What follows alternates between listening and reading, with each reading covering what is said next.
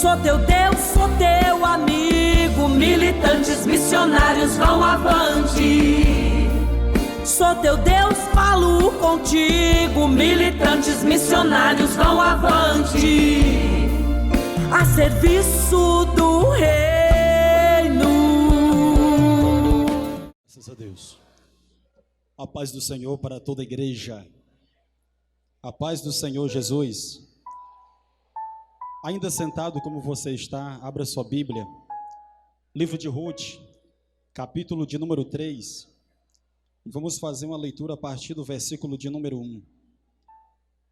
E parafraseando este texto, abra sua Bíblia após em Levítico, capítulo de número 19, versículos 9 e 10. Rapidinho. Nosso tempo aqui é resumido. Eu quero louvar a Deus por essa oportunidade tão honrosa que Ele nos dá para estar ministrando a palavra de Deus. Louvo a Deus pela vida do pastor Adão, pela vida do pastor Salatiel Pontes, pessoas que Deus tem usado para abençoar o nosso ministério. Os que encontraram, digam amém. Graças a Deus. Eu quero aqui trazer um abraço da família KDTI, o campo que estamos presidindo ali em Tailândia, município de São Félix do Xingu. Que Deus venha abençoar todo aquele povo em nome de Jesus. Amém? Trago também aqui um abraço fraternal do pastor Dr. Ibanez Taveira da Silva, presidente da Magna Convenção, da CONEMAD PA, que está no sul, sudeste e oeste do estado do Pará. Amém, meus irmãos? Diz assim a palavra do Senhor. Disse-lhe Noemi, capítulo 3 de Ruth, verso 1. Disse-lhe Noemi, sua sogra: minha filha, não hei de eu buscar-te um lar, para que seja feliz? Ora, pois não é Boaz, na companhia de cujas servas estiveste, um dos nossos parentes? Eis que esta noite limpará a cevada na eira.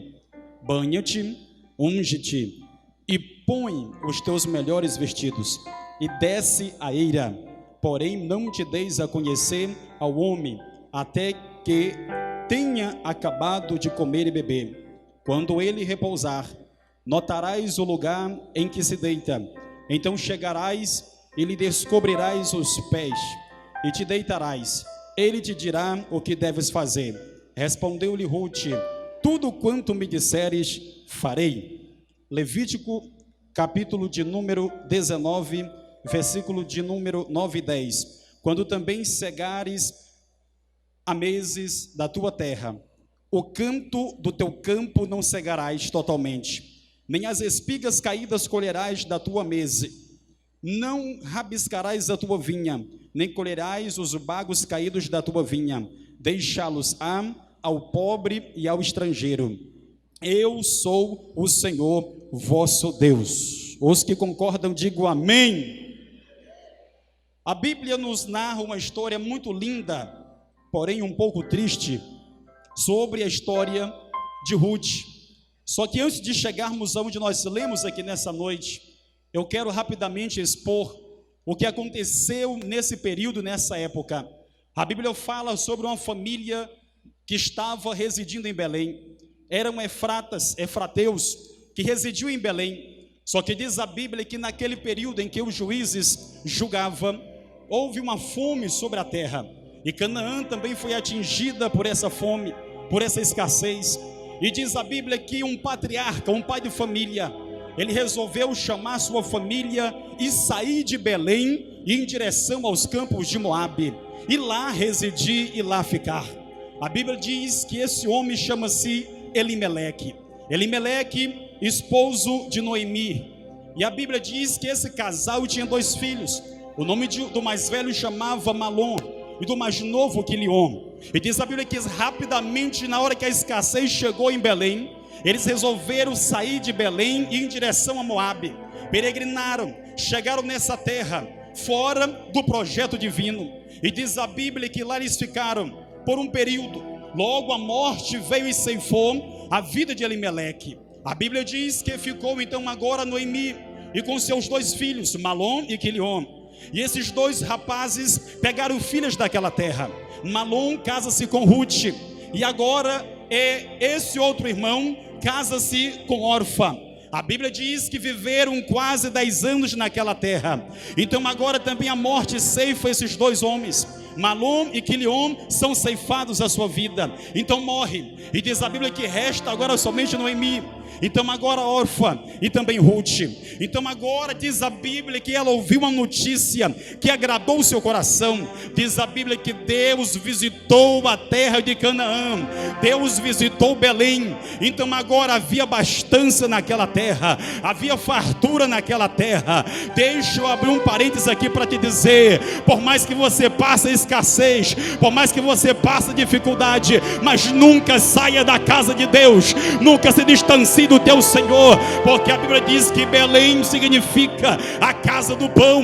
Pastor, o que significa isso? Significa dizer que a igreja, ela é a casa do pão, porque em João capítulo 6, Jesus Cristo disse 2 vezes: a primeira, eu sou o pão da vida; a segunda, eu sou o pão vivo que desceu do céu, aleluia. E a Bíblia diz que Jacó, após despertar daquele sonho, diz a Bíblia que ele erigiu uma coluna, deitou azeite sobre ela. Então com aquela visão transcendental, ele disse espantado: quão terrível é esse lugar! Esse lugar não é outro lugar senão a casa de Deus. E eu quero te dizer nesta noite, esse perímetro aqui é a casa do pão, é a casa de Deus. Então te prepara, meu filho, nesta noite Deus tem abastança para a tua vida.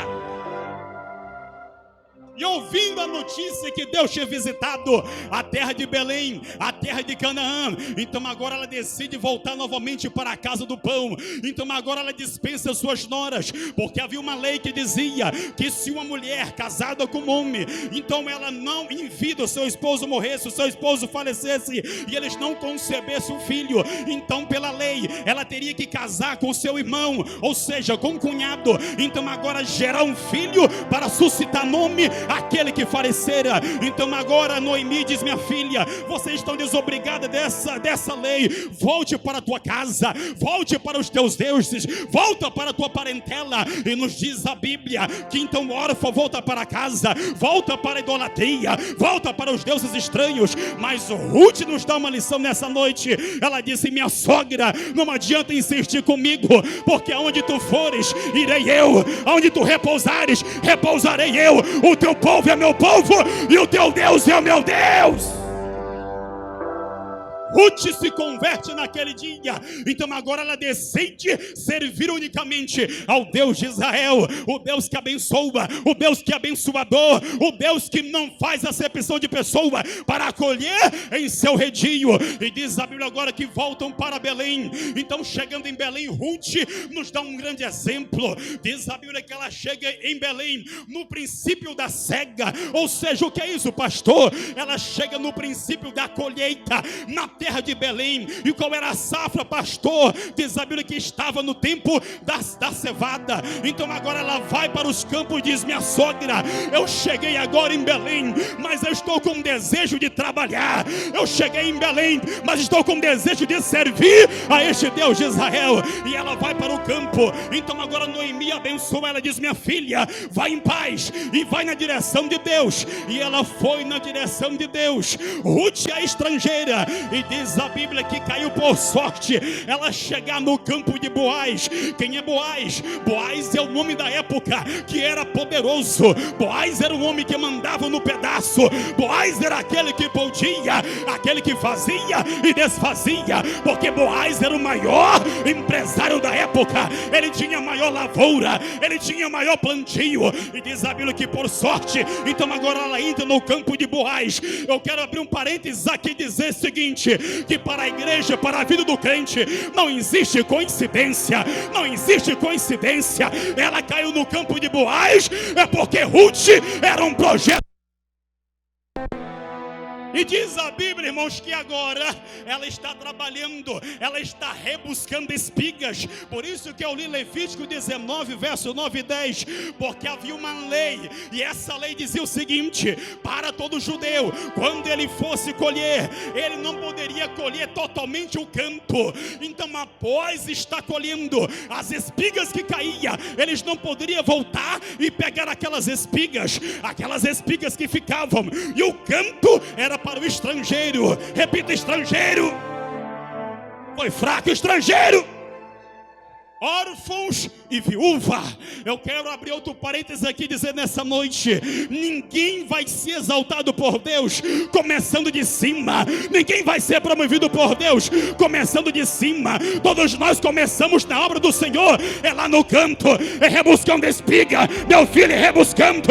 Nós começamos de pouquinho e gradativamente Deus vai nos exaltando na sua obra e na sua seara.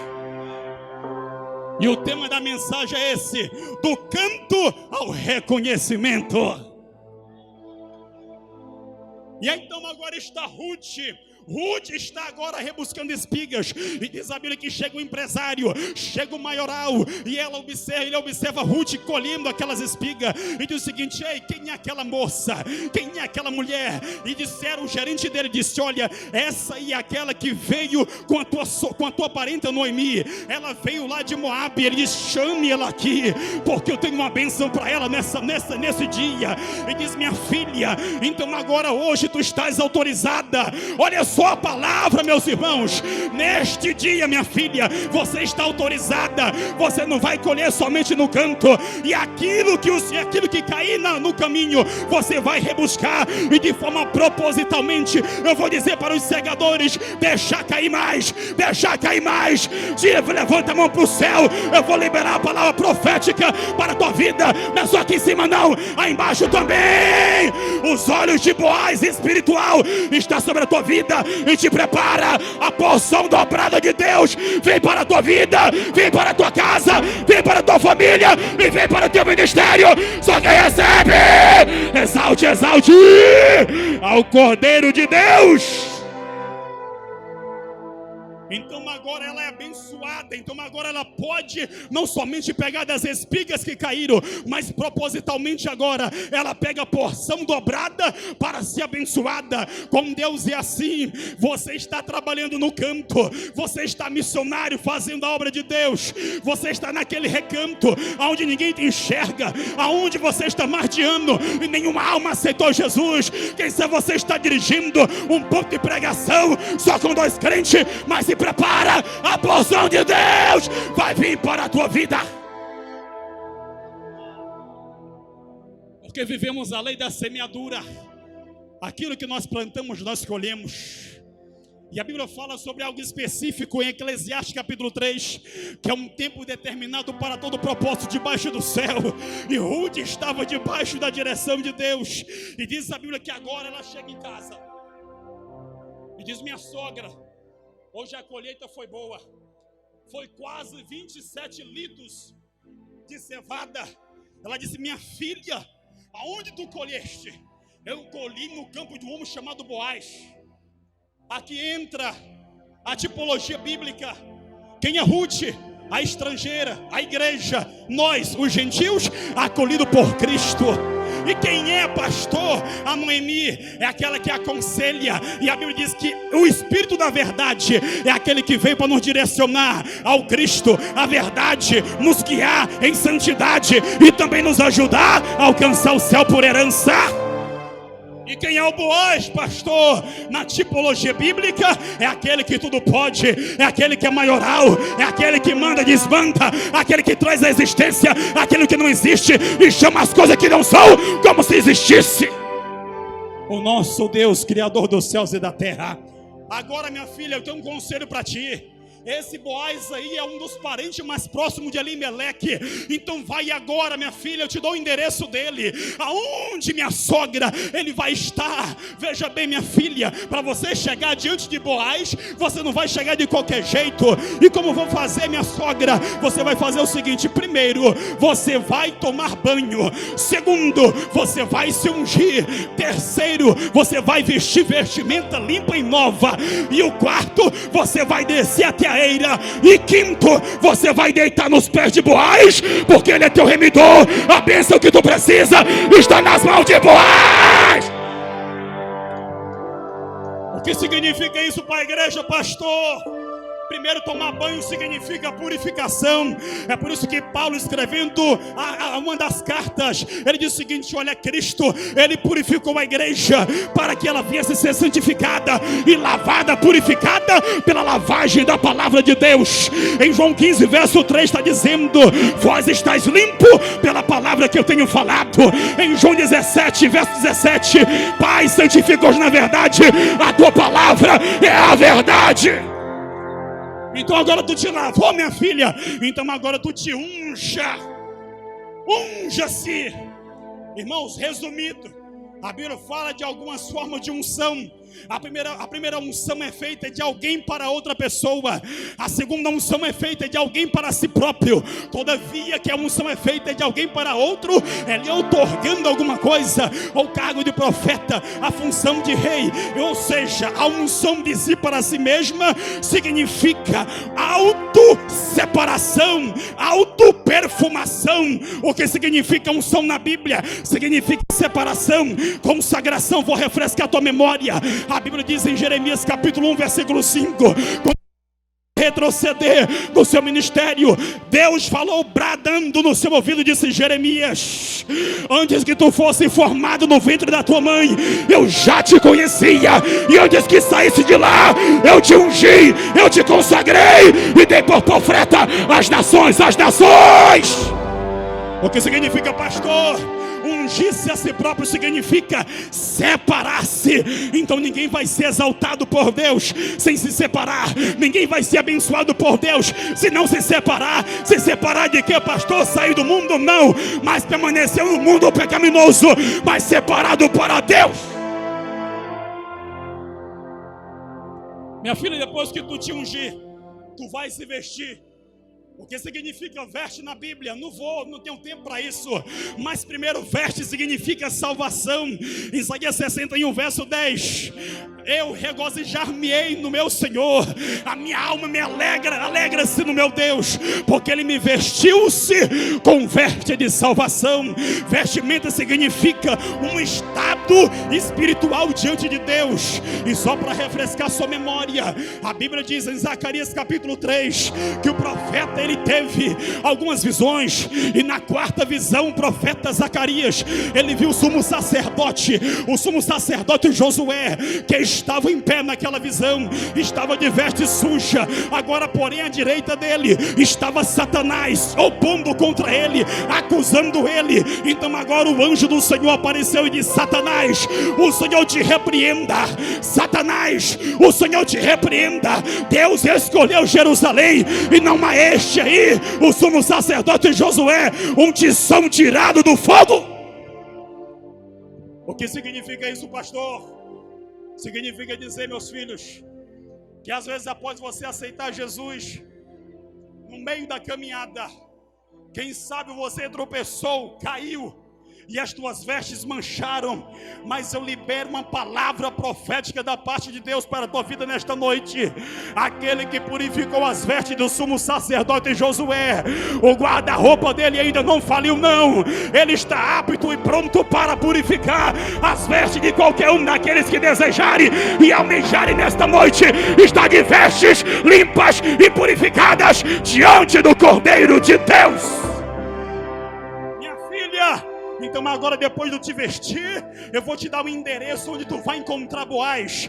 Eu vou te dar o endereço onde tu vai se encontrar com Boaz. Aonde é? Aonde é, minha sogra? É lá na eira. Então, para tu chegar na eira, tu vai ter que descer. Tu vai pegar a avenida e descer. Então havia um declive aonde estava Noemi, para chegar então agora onde estava Boaz. Ela disse: minha filha, depois de todo esse processo, você vai descer até a eira. Sabe por quê? Tem muita gente que é frustrada no ministério e não é abençoado na vida espiritual. É porque ele, quem sabe, até se banhou, até está se vestindo, mas esqueceu de descer aonde está Deus. Aonde está Deus? E Deus está pronto para receber você que quer descer na presença de Deus. Levante a mão para cima e receba o que eu estou recebendo aqui nessa noite. Eu sinto a graça de Deus aqui nesta noite. Muita gente que quer ser abençoado, mas não quer descer. Abra um parênteses aqui para relembrar os irmãos que havia um homem na Síria chamado Naamã. Todo mundo sabe que era leproso, mas vou encurtar o caminho. Diz a Bíblia que ele chegou então agora em Samaria, e chegando em Samaria vai até a casa de Eliseu. Então agora Eliseu dá o recado para, ou seja, o servo de Eliseu dá o recado então agora para Naamã. Ou seja, então o que é que eu preciso? Você precisa, para receber o que você precisa, está lá no Jordão. Você vai lá e dá 7 mergulhos, te lava 7 vezes, e a tua vitória vai chegar, a tua bênção vai chegar. Sabe por que tem muita gente que vem num congresso como esse e volta da mesma forma? É porque ele vem simplesmente para ver o homem, não vem descer na presença de Deus, mas desça nessa noite, porque Deus ele vai te visitar. Pastor, eu quero receber a cura, mas eu quero do meu jeito. Pastor, eu quero ser abençoado, mas é do meu jeito. Você vai bater na porta e a porta não vai abrir, mas quando você desce na presença de Deus, Deus ele vai te exaltar. Humilhai-vos debaixo da potente mão de Deus, que é o seu tempo certo, Deus vos exaltará. Resumindo, então agora ela desceu até a eira, e chegando na eira, o que ela vê? Ela vê um homem deitado, e a sogra dela disse: olha, não te dê a conheceis ao homem, mas descubra onde estão os pés dele. Levanta o lençol e deita os pés de Boaz. O último para encerrar. Pastor, o que significa deitar os pés de Boaz? Significa passar toda a caminhada e estar agora totalmente na dependência de Deus. Permaneça nos pés de Deus. Permaneça nos pés de Deus, porque tudo aquilo que você adquire aos pés de Deus, ninguém toma da tua vida. E refresca a tua memória mais uma vez.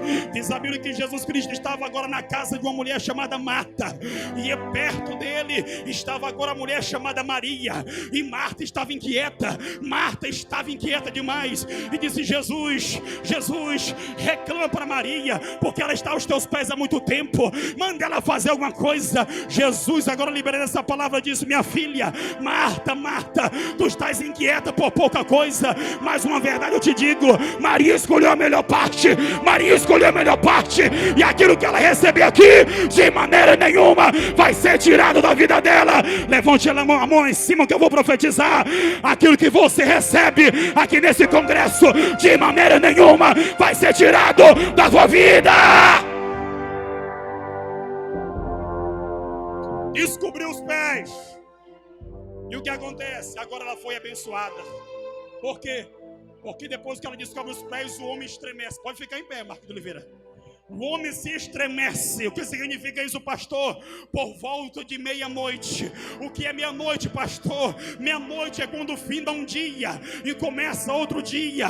Levante a mão lá em cima que eu vou profetizar na tua vida. O que significa isso, pastor? O homem estremeceu, ou seja, ele despertou, ele acordou e abençoou a Noemi naquele, ou seja, ele abençoou Ruth naquele dia. Esse congresso, ele é um divisor de água para o teu ministério, cantor. Ele é um divisor de água para você, pregador, porque finda um dia à meia-noite e começa outro dia. Deus vai mudar a página do teu ministério. Deus vai te abençoar. Deus vai te abençoar. Levanta para adorar. Levanta em nome de Jesus e recebe. Marco de Oliveira, louvando ao nome do Senhor Jesus.